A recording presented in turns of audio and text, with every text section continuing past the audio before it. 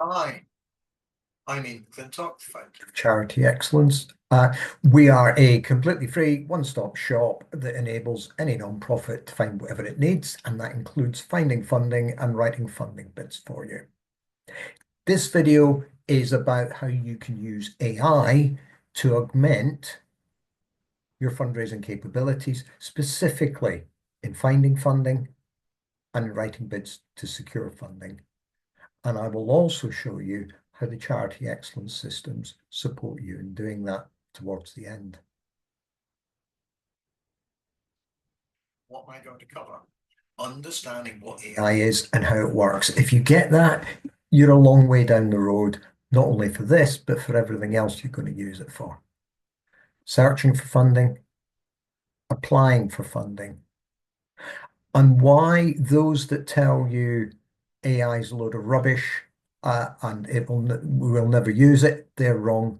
And the people who tell you that AI is absolutely totally fabulous and all the bid writers are going to get made redundant, they're also wrong.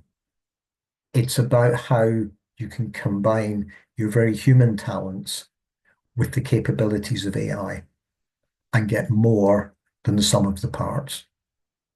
So, what is generative AI? Traditional computers. If you do this, then do that. It may be hugely complex, and certain elements of charity excellence are, but it's predictable. It will give you the same output. Generative AI really works on patterns. If you ask it the same question in slightly different ways, you may well get different answers. You can even ask it the same question twice and still get different answers. That's how it works. It's very creative. What have we got? Large language models, huge data sets. They've got everything out there. So all the funders that you want, they're there. And it's autocomplete. It's just really predicting what comes next. That's all AI is doing on steroids. It's immensely powerful. So if you give it the right instructions to write creative things like funding bids, it can be really, really good, but it knows absolutely nothing about you. There are some exceptions where you can pre-tell it, ChatGPT knows that I'm a UK charity, etc., but it knows nothing about you. A fundamental component in a funding bid is all about you and what you plan to do. Well, it doesn't know any of that. So you need to tell it. And the AI has limitations: context, judgment, moral reasoning, innovation, flair, insight. It can tell you 50 different fundraising ideas. It will never be able to tell you what the next great fundraising idea is because that will come from a human. So looking for searching for fundraising. Let's start with what it actually looks like out there. The terminology that's used can actually be really quite loose and ambiguous. You will read funders saying charities and CIOs. A CIO is a charity. What's a community group? Residents Association, PTA, unincorporated association, constituted community group, unconstituted community group, local charitable cause. There's a whole range of words. As humans, we get that. AI can really struggle because it just doesn't quite get the context. So be aware that for us and the AI, this stuff can be a little bit confusing. And that is what people say and what they do. Websites may not be updated for a substantial period of time.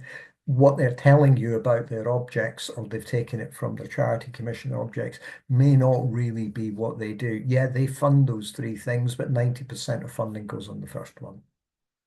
And there's a bit of the old virtue signaling in there.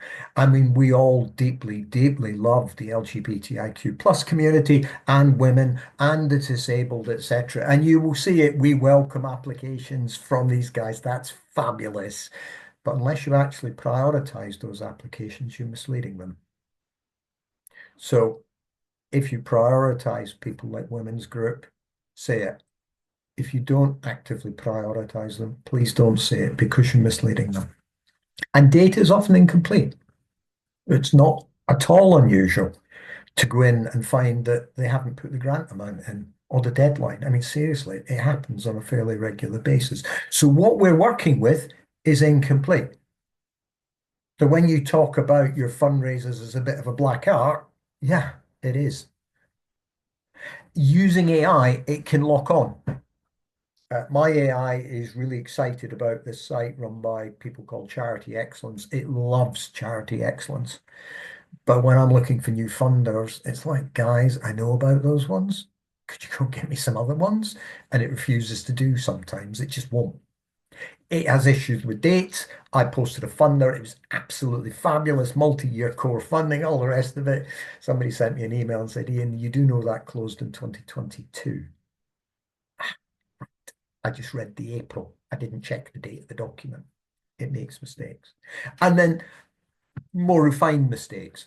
Expression of interest, deadlines, and what it does is it picks up the application deadline. Of course, the application is long after the expression of interest, so it's too late and no good. There's little glitches and things like that. Funding directories are structured and they're human curated. So things like the DSC funds online, the people that are writing all those things up, can you get all of what they do from AI? Yes, you can. What the AI can't do is add in their human judgment and knowledge and professional expertise. The information in directories, for the reasons I've given you, is much, much better. Sticking to mainstream things like young people or health, a directory will always give you a better result. But AI is good for quickly generating lots of potential leads. You do get a load of dross. I get stuff comes into me every single day. I find some truly weird and wonderful stuff that people go, how did you find that, for God's sake? And the answer is, well, I've got AI to do that for me. But I will maybe pick two funders up for every 12 that it brings to me. It's worth it because I want those two and we want that and you want those two funders. So it's fine and it works, but there is work that I need to put in order to make that. And where do I put them? I put them in the funding finder directory so you don't have to do it. And when you're doing it, use search dimensions. I did an example. Funding directories will not drill down into the tiny, tiny, tiny little towns and things. For example, I did one, Find Me the Funders in Llandudno. It came up with about a dozen. There was the local district council, there was the Lions, etc. The guy who was online was going, oh my God, I never even heard of those. It's great for those kind of things. And so what I'll do when I search, I will search, say, please give me funders for this location, Llandudno. Give me funders for this cause. And it's good for the more nebulous causes. I don't know, sex workers, travellers that may not necessarily have their own search category within a directory. What it's for, and then who it's for. I want it for young people. I want it for Muslims. I want it whatever. So I will run each one individually. And each one will generate a whole series of returns. Most of those are going to be dross. Within there, I'm hoping to pick up some good stuff. And it's particularly good for niche and ambiguous causes that you wouldn't necessarily get in there. But fact checking is absolutely critical. It will actually make stuff up. It does that. Corporate is particularly challenging. For example, in a corporate, where do they put their charity stuff? ESG, CSG, community pages, whatever you want to call it. If they're doing volunteering, it's probably in careers. There are companies that don't even have charity pages but do support charities. I pick it up by trawling through Yahoo News and stuff with AI and things like that. So, it has its use and it's very good. What I would say to you is I would start with the funding directory and then I would find the other ones by using the AI. Writing funding bids, This is Mini Ding. He is actually a real bunny. He's upstairs fast asleep. He will write funding bids for you. The thing to remember when it comes to Charity Excellence Bid Writing Bunny is the bunny on the website is Mini Me, who's also upstairs asleep. She looks after individuals. She can't do this stuff. You need to log in. The thing to remember is if you need the bunny to do cool things, you need the cool bunny. That's why he's wearing sunglasses. And as soon as we put the sunglasses on him, all the problems went away. So, where are the problems with AI text generation? Now, the grant makers are saying that they're drowned out by these things and many of them, they don't really like them. What I think they're probably saying is the usual dross applications where people just write daft stuff and throw it in standard applications and things. And I think they're now using AI. I would suggest to you that where AI is used properly, it is almost entirely indistinguishable from a human written bid if you do it well. And I'll explain to you how to do that. So, where are the mistakes? It does tend to default to the US, non-UK spelling and phrases, honor your service. It is a compliment to a serviceman in America. If you said that to a veteran like me in the UK, it'd be like, what? And the spelling, organization with a Z, color without the U. That is fairly standard. You can write prompts that say, I want this in UK English. It doesn't really make much difference usually. Tone and personality. It may feel more neutral. It doesn't have those personal touches. It lacks depth often. You don't get the personal insights. You work in the charity. You meet the enthusiastic volunteers in the front line. You meet the beneficiaries. You see the difference it makes to their life. And when you talk about them and write about them, that passion you bring comes across. AI can't do that. Grammar and punctuation, sometimes it is just too perfect. It's like being talked at by an English teacher. Awkward, but or you may get awkward phrasing. It just doesn't quite, or it lacks flow. It just doesn't really work right. Um, and when you're writing prompts, the ones that I use in the guides, when you write a funding bid, you need to do two things. You need to include all the information that shows this is the need. This is what needs to be done. This is how much it costs. This is a convincing project that will deliver this. This we're the right people. You're writing a business case. In a sense, it needs to be compelling. You need to show the funder that this is what they would want to spend their money on. But people give money to people, not business cases. It must be emotionally engaging. And that is where the AI most obviously falls down. Now, I tell it to do that in the prompts. Some of the bids written by the bunny are perfectly good. They're fine. The most he's ever brought in was over 20,000. He has written thousands and thousands of bids for people, and he's brought in lots of money. You can tell it UK English spelling and phrases. It may just ignore you. What do you need to do? Tell it what it needs to know, but doesn't. And actually, it's quite a lot. So when you talk to the bid writing bunny, it asks you 17 questions, which is quite a lot. If you make sure you tell it everything it needs to know, you'll get a better bid because you've made the best possible case. And because the AI, when you talk to it, it kind of gets things like fundraising bids, and it will know that it needs to include amounts, it needs the type of cause you are, blah, blah, blah, blah, blah. So if you don't give it the stuff it needs, it will try and help you and go, well, I know this needs to be in the funding bid. You haven't told me. So what I've done is I've made up the best thing. And they can come up with anything. And when I've done it, I've just deliberately not put stuff in. It's come out with women's groups and mental health and things. And I never told it any of that, but it's trying to do its best. It's not wrong. I am. So get it what it needs. Be very clear and specific. As humans, we rely on context. So if we're talking about the funding bid and you're a young person's charity, I get what you mean when you talk about young people because you deal with young people at secondary school. It's obvious. It doesn't. So young means different things to different people. Young could be a bunch of 5-year-olds in a madrasa in Bradford. It could be disabled undergraduate young women at university in Wales. Spell it out. So be quite specific.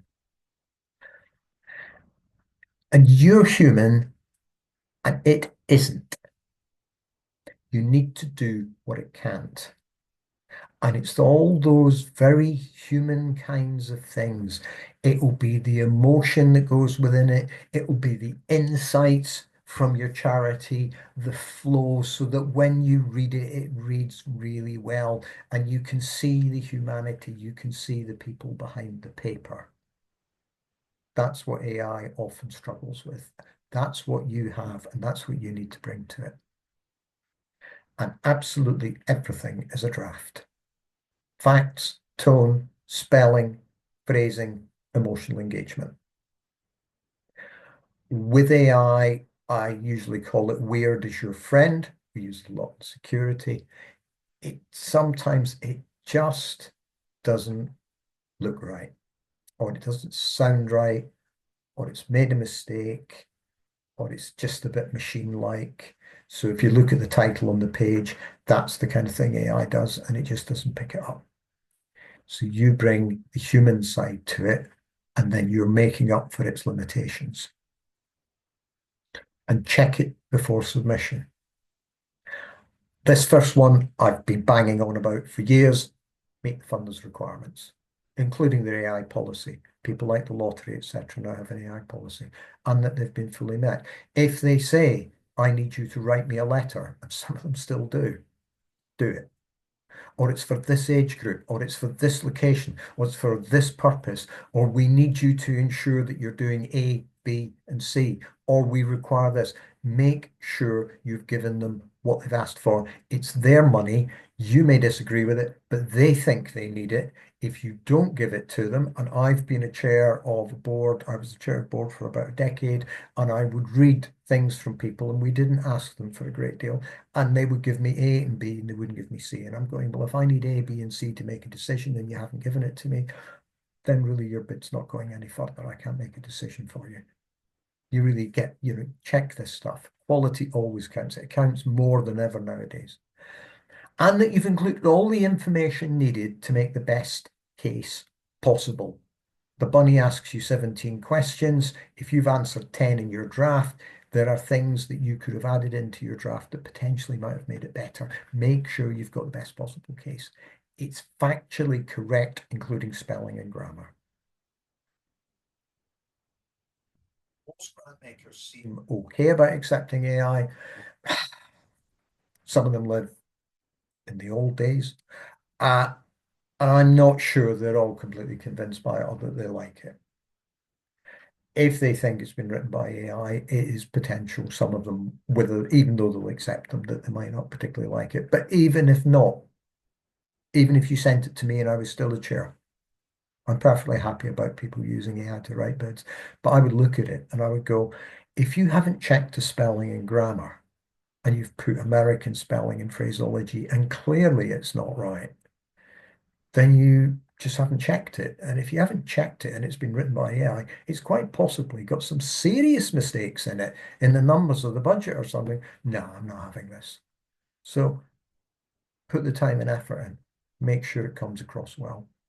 And really important is your unique voice, your style, your passion. It's the humanity that grant makers give to. You have that, bring that to the table. So is it either AI or is it bid writers? And my argument is both. If you want the official line, it's about deepening our relationship with technology. My laptop allows me to do things that previously I never could, but it's not making decisions for me. It's not replacing me. I see AI in very much the same kind of context. Let it do what it does really well by doing the hard work of searching and drafting. Let it do the heavy lifting. You do what humans are so good at by bringing the quality checks and the quality, the spelling, the numbers, they're all correct. It's emotionally engaging. It reflects the humanity. It shows the passion of our charity. And if you do that, you will get effective bids. What I'll now do is just take you quickly into charity excellence and show you what I mean by that. So here is the bunny.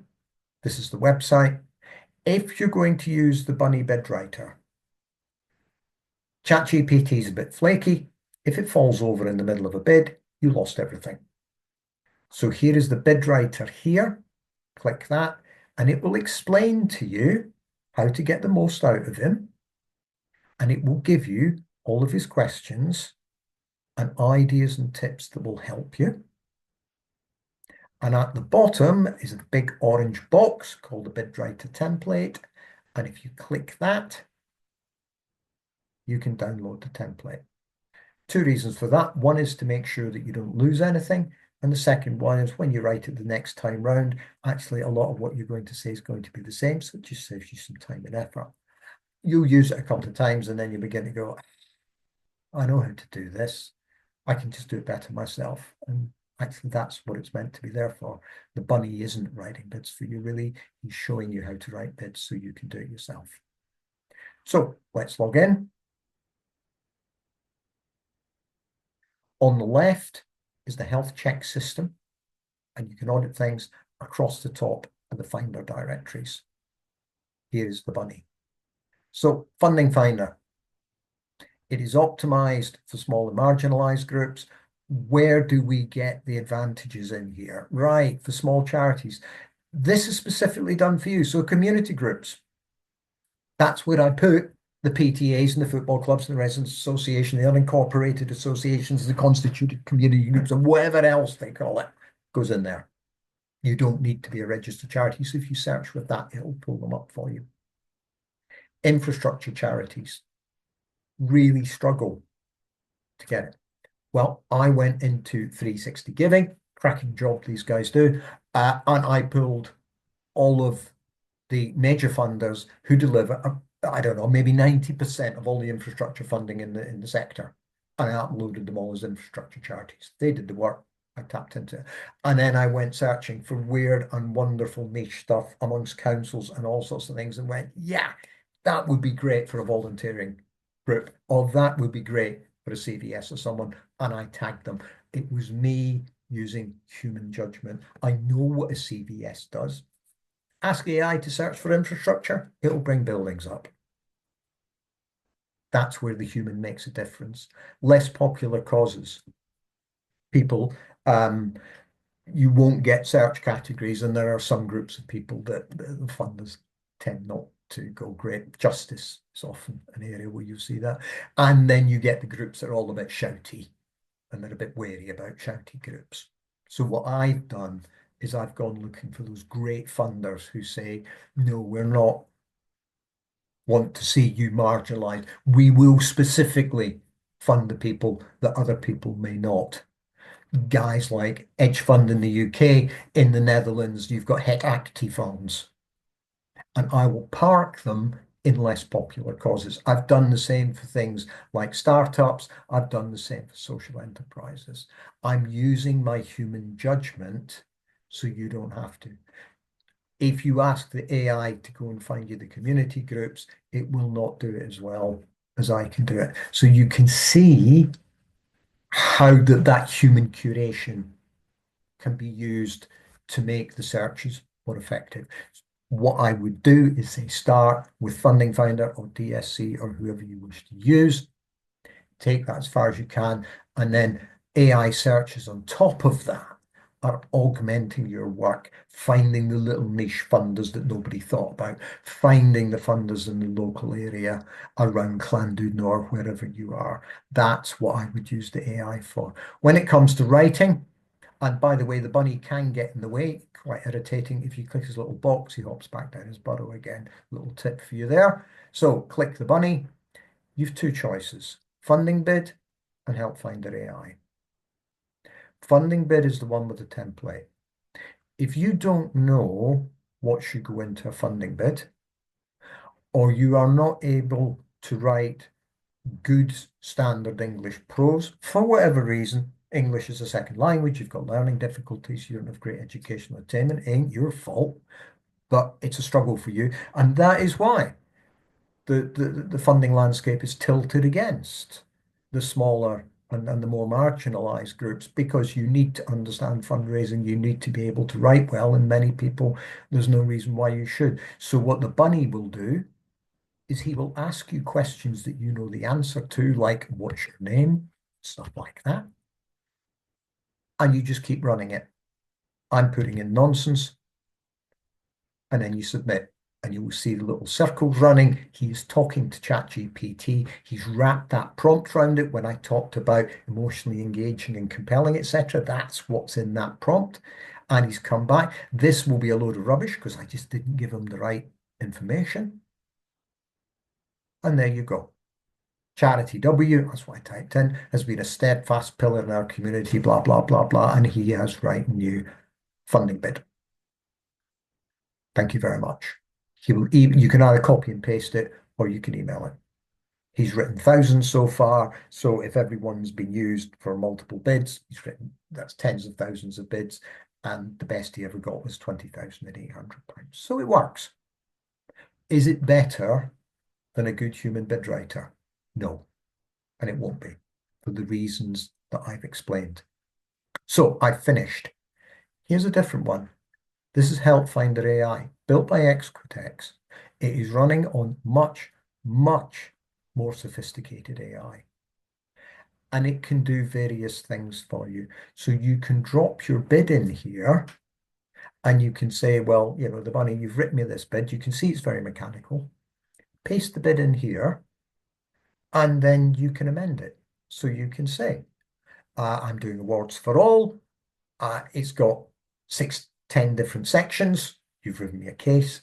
So question one says, could you explain how your charity supports the community in no more than 100 words? And so what you say to the bunny is you give the bunny the question and say, well, here's my case for support. Here's the question the lottery have asked. Can you do me that in 100 words? And the bunny will go, yeah, sure. I'm happy with that. Or you've drafted something, say for the lottery or someone else for that matter, and you've got 260 words and you just cannot get it down to 250. Paste it in here, say to the bunny, please rewrite this. Can you reduce it to 250 words for me? Or here is my case. Could you make it 20% shorter? Or quality is a real important issue for us. Could you rewrite my bid and bring quality out more? Or could you make it more emotionally engaging? Or could you just give me some ideas to improve it?